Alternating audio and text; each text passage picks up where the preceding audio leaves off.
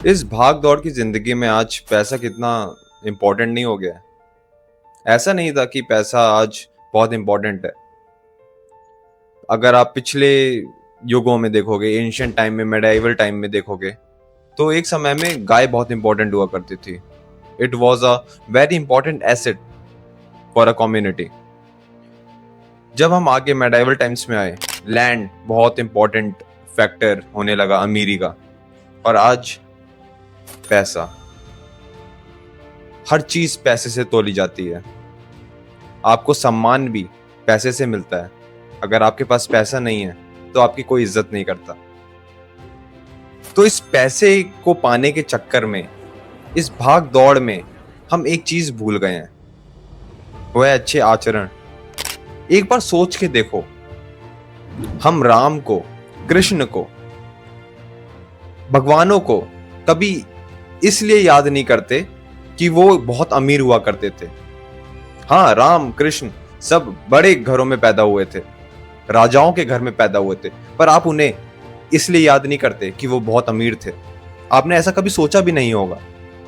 आप उन्हें याद करते हैं क्योंकि उनके अच्छे आचरण थे, उनके मोरल प्रिंसिपल्स बहुत हाई थे। चलिए, राम कृष्ण ये सब भगवान हो गए। एक दूसरे भगवान की बात करते हैं। आप कह सकते हैं कि वो एक बहुत बड़े अमीर खानदान में, राजाओं के घर में पैदा हुए थे, तो उनके लिए कोई बड़ी बात नहीं थी। तो गौतम बुद्धा, उन्होंने तो अपना राज्य पाट सब छोड़ दिया। वो तो सच पाने के लिए सब कुछ छोड़ के चले गए जंगलों में। कड़ी तपस्या करने के बाद उनका यही कंक्लूजन निकलता है। उनकी पहली सेइंग यही थी कि जिंदगी में दुख ही दुख है। चलिए एक और एग्जांपल लेते हैं कि ऐसा ना लगे कि हम बड़े बड़े भगवानों की बात कर रहे हैं। आप महात्मा गांधी को देख लीजिए, आप जवाहरलाल नेहरू को देख लीजिए। वो भी एक बहुत अच्छे बैकग्राउंड से थे। नेहरू जी की तो यहाँ तक बहुत अच्छी पहचान थी ब्रिटिशर्स से। वो चाहते तो ऐयाशी की जिंदगी जी सकते थे, पर he chose the right thing. He chose freedom over his comfort. आज तक जो भी इंसान बड़ा बना है, उसने कुछ ना कुछ पर्सनल सैक्रिफाइस किया है एक लार्जर गुड के लिए।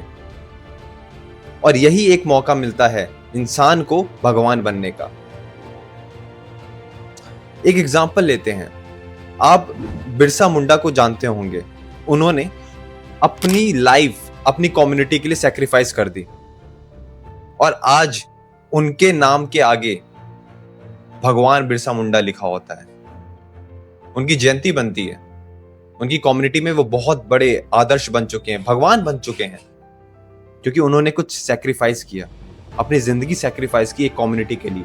हर कोई अमीरी की जिंदगी जी सकता है, अपनी लाइफ सुधार सकता है, अपनी फैमिली की लाइफ सुधार सकता है, लेकिन जो इंसान अपने कंफर्ट को छोड़ के दूसरों के बारे में सोचता है, वही भगवान बन सकता है। भगवान ईश्वर नहीं होता, हमें पहले समझना होगा। ईश्वर अलग है, भगवान अलग है। जैसे एक बलवान होता है इंसान, जिसके पास बल है तो वो बलवान। ऐसे ही जिसपे अच्छे आचरण हैं, जिसके मोरल स्ट्रांग हैं, जिसके अंदर प्रो सोशल वैल्यूज हैं, वही भगवान बन सकता है। ईश्वर सिर्फ एक है। ईश्वर is the creator, destroyer of the world. वो हम नहीं बन सकते, पर हम भगवान जरूर बन सकते हैं। भगवान और ईश्वर अलग अलग होते हैं, ये आप समझें। भगवान बिरसा मुंडा की तरह आप भी भगवान बन सकते हैं, और मैं भी भगवान बन सकता हूं। बस उन कर्मों को करने की देरी है, अपने आप को सुधारने की देरी है। और महात्मा गांधी तो कहते ही हैं, अगर कुछ सुधारना है तो अपने आप को पहले सुधारो, दुनिया अपने आप सुधर जाएगी।